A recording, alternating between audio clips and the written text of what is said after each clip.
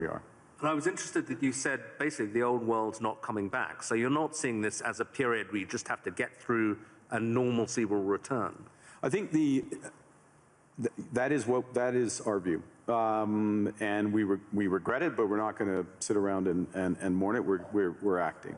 And we're acting in a way, both that's in our interests, but we believe in a way with others that's building imperfectly in steps a new system. I'll give you one example and hand back, which is we are members of trade agreements that comprise already 1.4 billion people around the world.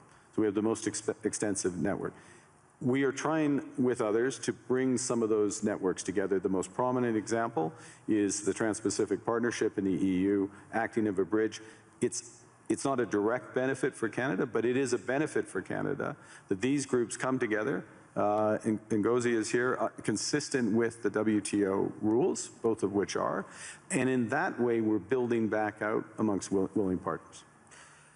And you talked about the need not to put the sign in the window anymore, to pretend that things are still the same.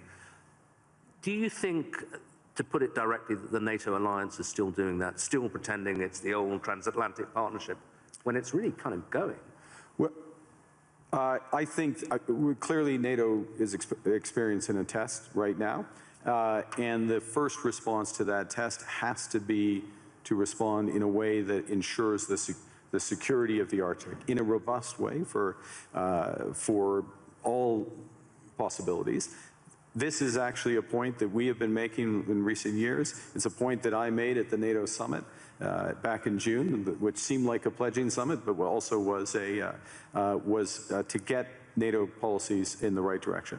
So I think in the immediate term, one of the imperatives is to reinforce things that Canada is doing, Nordic-Baltic 8 are doing, the UK are doing, other NATO partners, France included, in a comprehensive way that provides much greater security in the Arctic.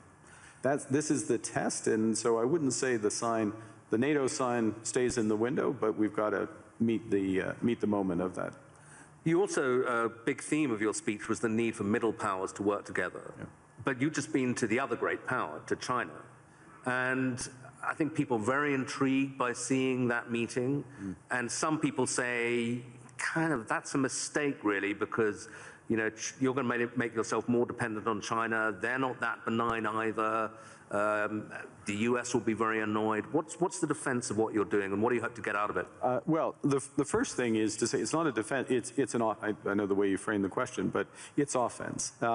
It's building out. It's something positive as opposed to against. We're for something as opposed to being against. The second is, there are very clear guardrails in that relationship. I spoke of calibration of relationships in my remarks. That's what I mean by it.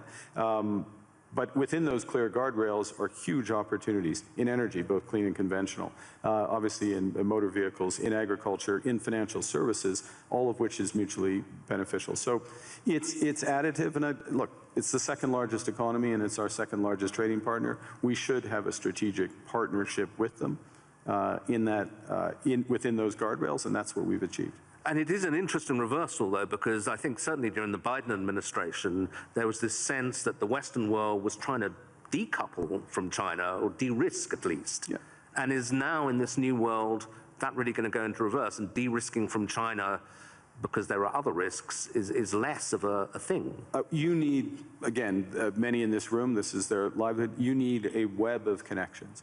And to miss out in that web some of the largest ones, United States, we already have that, China, India, Mercosur, European Union, that's a mistake. That's not managing your relationships properly. That makes you stronger, makes you more resilient. And then on top of that, I'll give you again, I'll appeal since it's in the headlines to the Nordics. Nordics plus Canada, it's 20% of global GDP. It's not the first thing people would realize, but that relationship, which is deepening for security reasons, because we're like-minded, those are the types of partnerships that I think we'll see more of. And you got a round of applause when you said something strong about standing on principle on Greenland.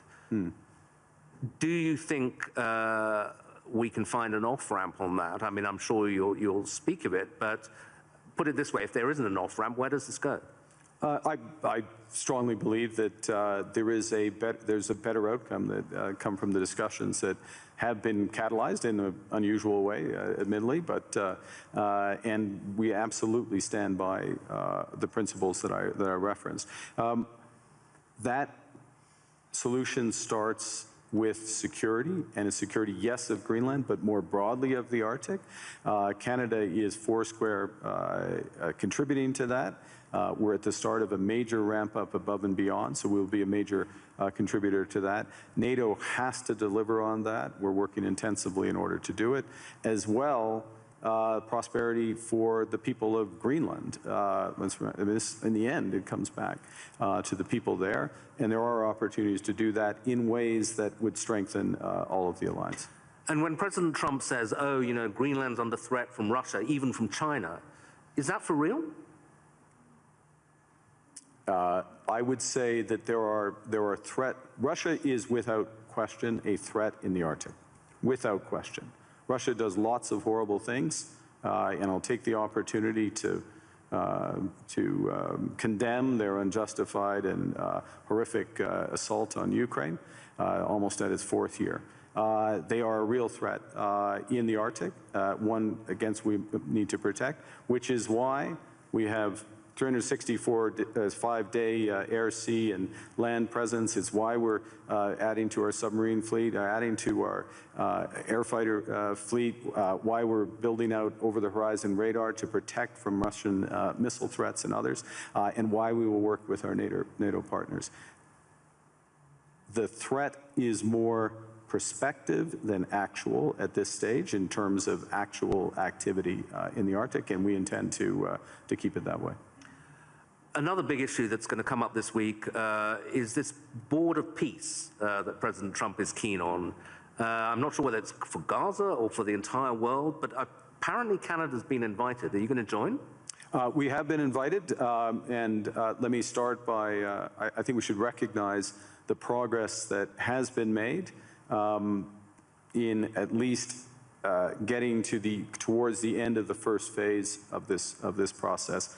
And the activation, if I can put it that way, of the process to set up the Board of Peace is the start of phase 2. Our view is, and that's to be welcomed, and this is a positive vehicle.